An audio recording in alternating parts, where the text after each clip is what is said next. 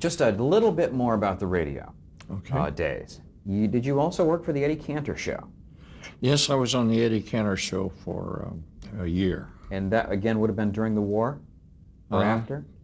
That was after, I believe. Leonard Seuss was the band leader on the trumpet player. And I worked that show for a year. And I don't know why I didn't work it longer, but it's... And talk about the Standard Hour. What did you do? The Standard Hour was, as I recall, a pretty prestigious classical program. Yes, it was. I was friendly with the conductor, Robert Armbruster, and he occasionally would ask me to write something for it. And I remember Francis Langford was a guest with the Standard Hour one time, and I did an arrangement for her for that. So I was just sort of on call. I didn't do a lot of things, but I did work with the Standard Hour. So. And Jerry Lewis and Dean Martin, you worked on one of their radio shows? Yes, 1 year I worked on that. Nelson Riddle and I were the primary arrangers out there. Would that have been the early 50s, do you think? Yes. Mm-hmm. Okay. And all of these shows, again, were live, but you'd be working on the arrangements during the week and they would be played live on the radio? Yeah. Okay. Right. And did you conduct in any of these cases? No. On the Eddie Cantor, I had Leonard Seuss. He did the conducting there, and Dick Stabile was with the Dean Martin and Jerry Lewis and Dean Martin show. We started to talk just a minute ago about the system of harmony that you worked out. Do I have that correct? And if so, can you talk a little bit about how that differs from traditional styles of arranging? Okay, yes, that gets back into the education thing. I was always fascinated by Stravinsky's music and Prokofiev and Ravel, and I noticed that they had tools to work with that I didn't have. And I spent a good part of a year, I guess, just analyzing Stravinsky. And I came up with my own harmony system that works great. I've been using it for, 50-some years now. And it's based on a theory that every type chord has its own scale instead of just the major and minor scales that you get in traditional music. And so I work with that.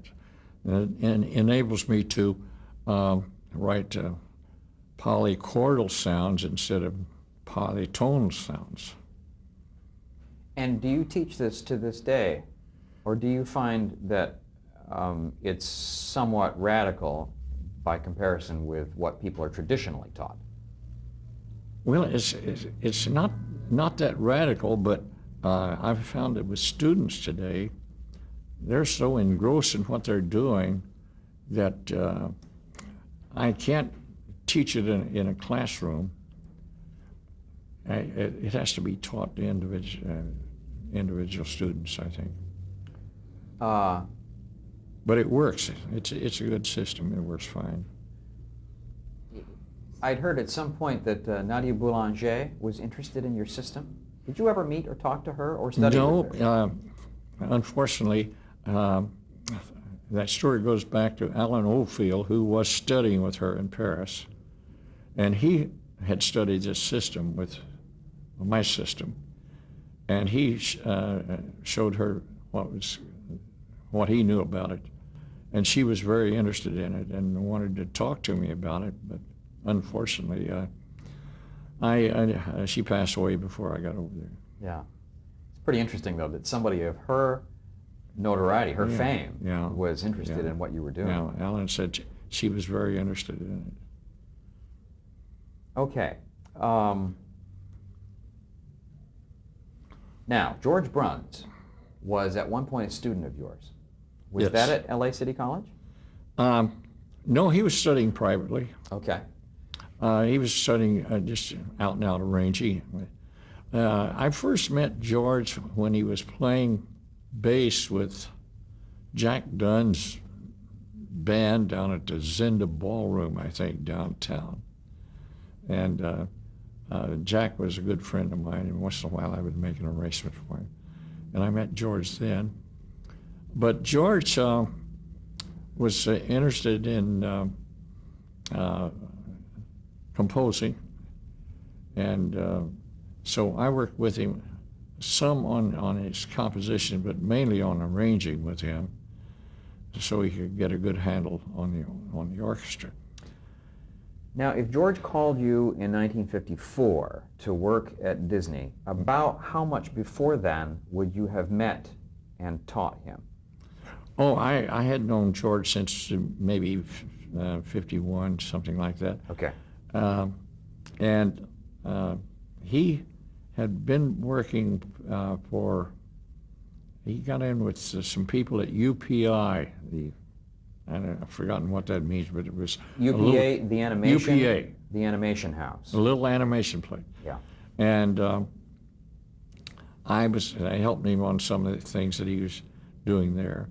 Then George happens to be a great tuba player, and he ran into Ward Kimball, who had the Firehouse Five. That was a famous band, the Firehouse Five. Right. Yeah. And George began playing tuba for them, and Kimball found out that he knew something about animation, and Ward Kimball brought George Brunt into Disney. Because Ward himself was then in animation. Was one of the 9 old men there, I think. Yeah. And anyway, George came there, and he was there about 6 months before he called me in to help him out over there. Okay, and this was, I guess, in 1954. Right. When did George call you, and what did he say he needed? He said, "We're getting really busy here at Disney." And he said, I'm working on Davy Crockett, and could you come out and help us out for a couple of weeks? Now, at this point, the Disneyland television show wasn't even on the air, as I recall. No, it was just about the time it started. Okay, Yeah. because Davy Crockett was one of the first shows they did. Yes. Yeah. Yeah. And George was writing the underscore for that? Yes. Mm-hmm. Okay. And what did he want from you? Well, it was coming to him so fast that he needed help, and I came over there and orchestrated some things for him, and I actually didn't do any of the composition on Davy Crockett, and George, of course, with Tom Blackburn, wrote the tune. The famous song. It was just to take a little pressure off of George, because he had more than he could do.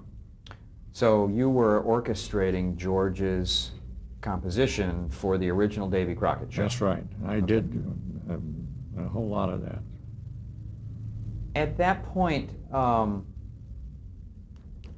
did you do work on Davy for a couple of weeks? About how long were you on that project? Oh, a couple of weeks, maybe 3.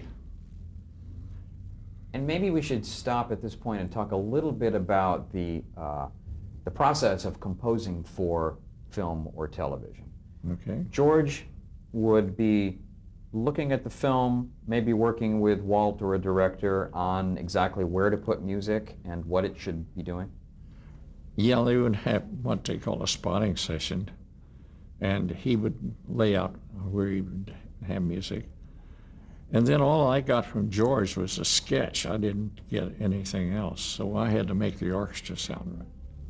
So basically, George, in a couple of lines and a couple of staves, would be setting out the basic musical materials. Yeah, and it all timed out and everything. And all timed out. Yeah. And it was your job to make sure the whole orchestral page was filled. Right. And that each line of woodwinds and brass and strings were, exactly. specified. That's it.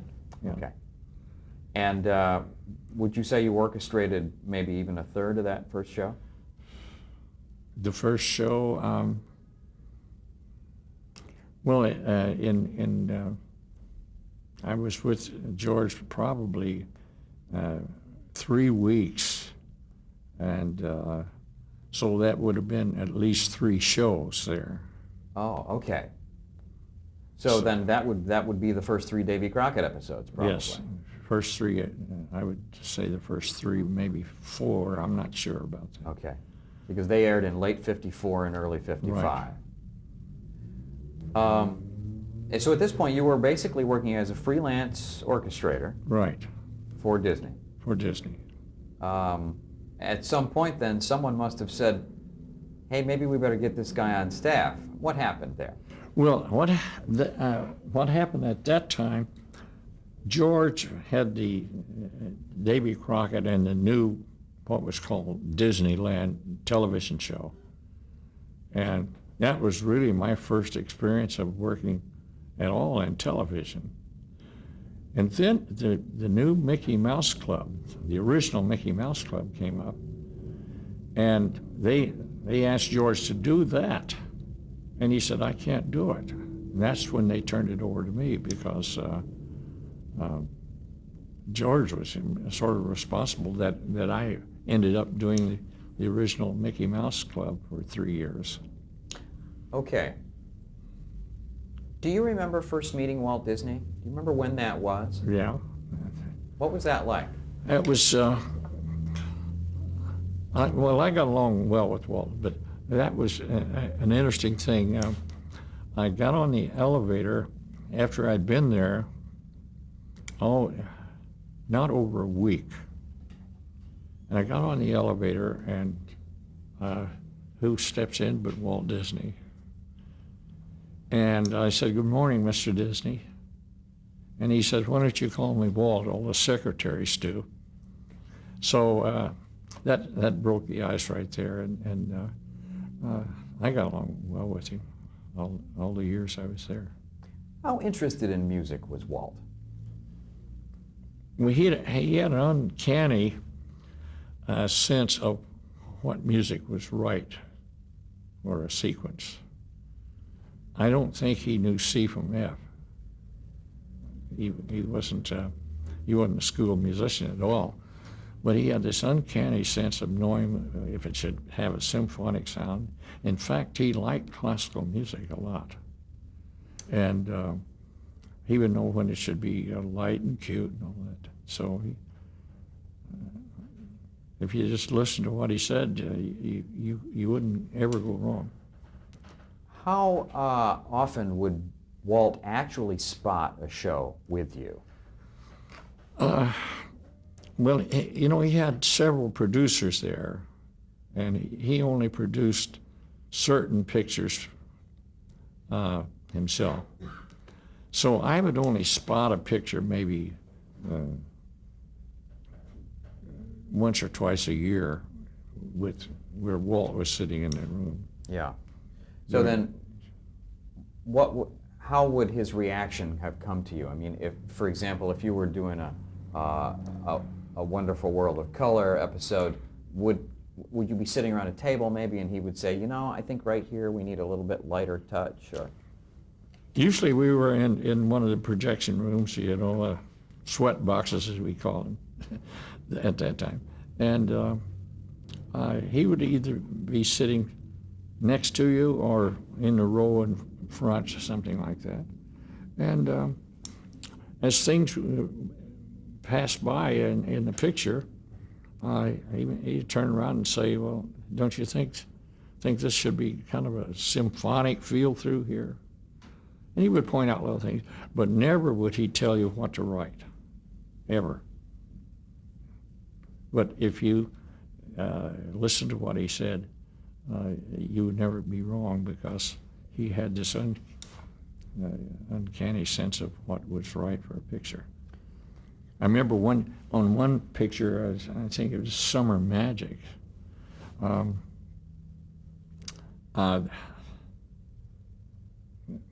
was it? Card Walker, who was the manager of the the studio at the time. Well, he was in charge of sales, and he's talking about this picture that we really should. We had to get it out on a certain date, and Walt stopped it right there, and he said, "Well, resell it because Buddy has to have time to do it right." You would never hear of that today. Yeah, yeah.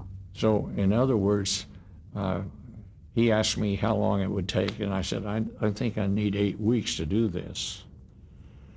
And that's when they said, well, we don't have 8 weeks. And Walt said, unsell it. He has to have time to do it right. That demonstrates, I think, a respect for composers that you don't often see in Hollywood. Well, yeah, that's true. I think what happened at Disney, there were 5 of us there doing... 5 composers on 5 staff? composers, yeah. Okay. There was George Bruns, Ollie Wallace, Paul Smith, Joe Dubin, and I was the 5th one. And I think Walt more or less felt that he had handpicked his 5 composers there. So I know at one time somebody asked, I believe it was Winston Hibbler, he asked Walt if he could call in Max Steiner or somebody to do a picture. And Walt says, no, what's wrong with our own guys?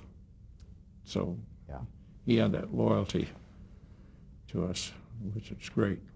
Something else I find interesting about the 1950s in television is that almost every show up until 1958 had used libraries for their musical scores, had gone overseas and recorded stuff. Yeah. And yet Walt, I don't believe, ever did that. No. I think all of the Disney shows were scored in America using union musicians. That's right. Why was that? I don't know. Well, maybe this will give you the reason why. He was very conscious about the quality. And if you remember back in the days of, in the 40s and 50s, the Hammond organ took over from all the radio stations and clubs around, and they put a Hammond organ and fired the orchestras into little groups. But one day Walt, he said to me, he said, I don't want to ever hear another Hammond organ in any of my pictures. So if we used an organ, or at that time there was an instrument called the Nova chord, we'd have to hide it down in the bottom of the orchestra to sort of fill it out and not let him hear it, because that was sort of a sign of cheapness to him. So maybe that's one reason he was so positive about doing our own music and tailor-making it for television shows or whatever. Even though it clearly cost more to do that than most television shows were spending at the time. Yeah. Okay, so George was busy on Disneyland and Davy Crockett, and the Mickey Mouse Club came up. This probably would have been in, maybe early 55. 55, yeah. And you got the job. Yeah. And what was your title on the Mickey Mouse Club? Were you musical director? The first year, I did it. We started making some of those in 54, I guess, because that's when I started there. And the first season of that, I wasn't under contract to the studio, and it cost them, they were paying me the scale, it cost them so much money that it was cheaper to put me under contract and let me have the benefits that would go along with it. So for that first year, you were still a freelancer? Still freelancing Okay. and doing very well at that time. But What was your job? What did you have to do week by week? well, I had two fellows there that would be working with the Mouseketeers, laying out things. Roger Spiker was one, and Frank Marks was another one. Franklin Marks? Franklin Marks, Okay. yeah. And what were they doing with the they were Mouseketeers? working out dance routines and whatever needed musically. They'd give me a little breakdown of it, and I would do it for the orchestra. However, the first year, we did everything live on the stage, and that was when they used kinescope. And I don't remember what that process was, but we did everything live on the stage, and By that you mean the orchestra was there, or whatever size band you had, right, yeah. in one corner, and the Mouseketeers were actually doing the dancing they and had singing. the big stage in front, and the orchestra was over on the side somewhere. Okay. And we had our own sound pickup, and everything was live. I think we had 7 or 8 people in that group. In the band? In the band, Okay. yeah. And so I would write out these arrangements. Sometimes it would be Franklin Marks, or he'd just go ahead and make sort of a lead sheet thing that we'd have on the band that we could improvise around it a little bit. Then the second year, we went to pre-scoring all these numbers. And the reason for that was because the first year, at the end of every number, all the Mouseketeers could do was yell, and it was a big yell at the end of every number. And by pre-scoring, we could put an ending to the numbers, and then they would just sing back to that, Now, by pre-scoring, you mean that the number would be written, recorded, and performed, and then the Mouseketeers would lip sync to it? Then play it back During a playback? Yeah. Mm-hmm. Okay. Yeah. Okay. I think a couple of them I also did the orchestra tracks, and we picked the Mouseketeers up live on the stage too. Oh, okay. But they didn't have to yell at the end. Yeah. Okay, so that would take care of the Mouseketeer numbers. Were most of those songs original? Yes. And did you write some or all of them? Well, no, I didn't write. I wrote some of them. I wrote the signature to it. Once we started the pre-scoring, we're the Mouseketeers for the roll call. That's on television every night now. But although that's different from the Mickey Mouse Club March. But Mickey Mouse March was written by Jimmy Dodd. Jimmy Dodd. And Jimmy Dodd and his wife was Ruth Dodd. They wrote most of those tunes that the kids sang. Okay. They were nice tunes. But the one that you wrote, how does that go?